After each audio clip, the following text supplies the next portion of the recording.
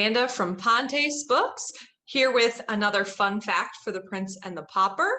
This one is for chapter 17 and relates to a kind of small moment, but one that is decently important to the plot. That has to do with when John Canty gets reunited with who he thinks is Tom, but is actually Edward, after trying to kind of run from the law. He reveals a plan to try and stay hidden. So today's fun fact is about name changes. So changing your name legally or otherwise, I guess. In the story, it's not legal, but we'll mostly be focusing on legal name changes. So in The Prince and the Pauper, chapter 17, we see this quote as part of what John Canty is saying to, again, who he believes is Tom, is actually Edward. So this is when Hugo brings him to, I guess at this point you don't know his name is Hugo, but his name is Hugo, brings Edward to a barn under the lie, I guess, that Miles Hendon is there injured. And so he shows up in this barn, and all of a sudden he realizes that not only is Miles not there, but John Canty is. And so as part of this speech, John Canty says, "I have done a murder and may not tarry at home, neither shalt thou, seeing I need thy service. My name is changed for wise reasons. It is Hobbs, John Hobbs. Thine is Jack. Charge thy memory accordingly." So in this quote, we see that John Canty has changed his name to John Hobbs and has changed Tom's name to Jack. So one of the convenient things about this is that then Mark Twain can kind of avoid having to refer to him as Edward or Tom, like there's kind of this new name, but he still does.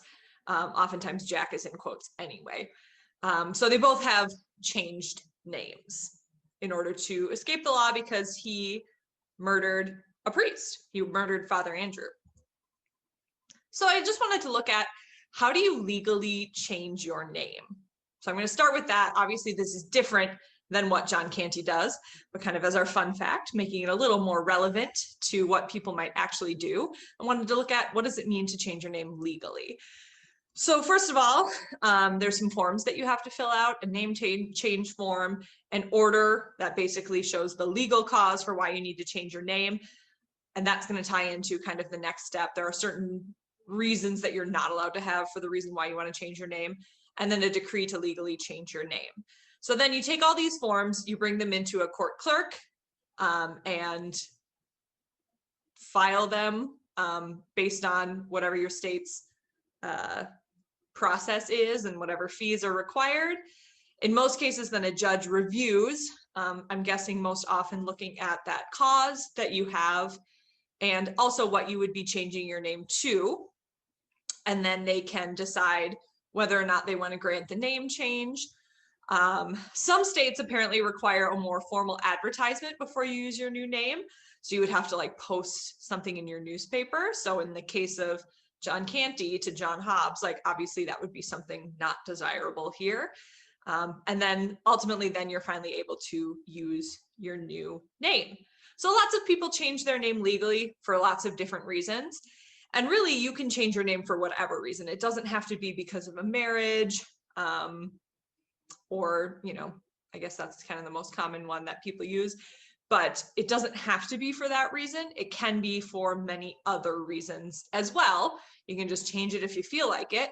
However, there are some rules that you have to follow. I'm sure there are more than these, but this is just an example of some of the things that you're not allowed to use as your cause for changing a name. You can't change your name to hide criminal liability. Hate to break it to you, John Canty, but you 100% are breaking that one, as well as really the second one, change your name to commit a crime, because under his new name, he still continues to live kind of a life of crime. But that's not why he changed his name, but still, those are two reasons. I don't know who would actually list that as a reason, but those are not allowed. Change your name to mislead, meaning that you are oftentimes this would mean that you're changing it to like a celebrity's name, where you're trying to kind of pretend that you are that person. So that's not allowed. You cannot choose a name that includes numerals or punctuation, but apparently sometimes a number spelled out is allowed. And then you can't choose a name that intimidates, offends, is obscene, or is a racial slur. So obviously there's some gray area with some of those, but those are kind of some of the general like can'ts when it comes to legally changing your name. So then I kind of wanted to dive into a little bit more about kind of changing your name to protect your identity or to protect for your safety. So again, we don't really have any examples of how to do like what John Canty did, where he's changing his name to just like be off the map, because in a modern day world, that's not really realistic. There's just so many records legally and, you know, digital documents and things that keep track of you that it would be really hard to just change your name and just go on with your life. I'm sure some people try it, but essentially it isn't really possible to erase your entire identity. So you can legally change your name and your social security number in some circumstances. You can't always change your social security number because that part's a little bit more extreme. Obviously, I already talked about name change. That's less of a process.